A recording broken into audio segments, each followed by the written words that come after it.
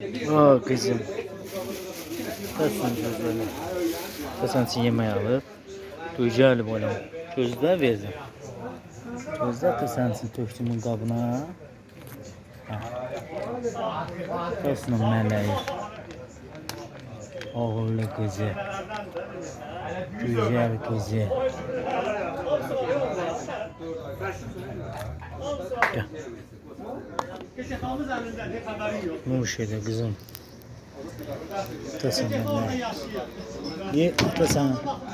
Dərmanı da verəcəyində. Atasan mənə. Baxıram arada gülürəm. Arada baxıb gülürəm. Nuş elə də yenə.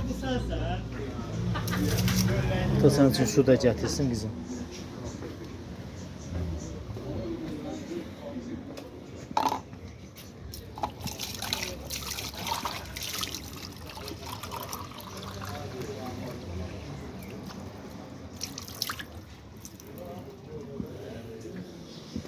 Oğullu kızım, güzel kızım, mıştanam, yine.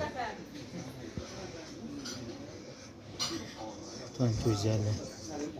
Düzlemiştin atanı, kan ağrım düzeldi. Meleğim, korkma, iyi ata buradadır. İyi yemeği de, kan ağrı dərmanı da ata versin, geçsin.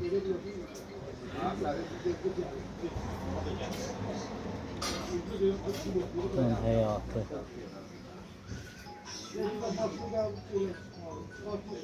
Oğullu kızım. Güzel kızım. O kızım. Ata gözü burada ye.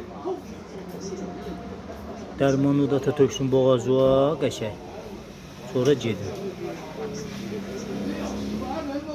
Suyu da təzə qoydu ata. Güzelim mənim. Allah xoşun olsun mələyim.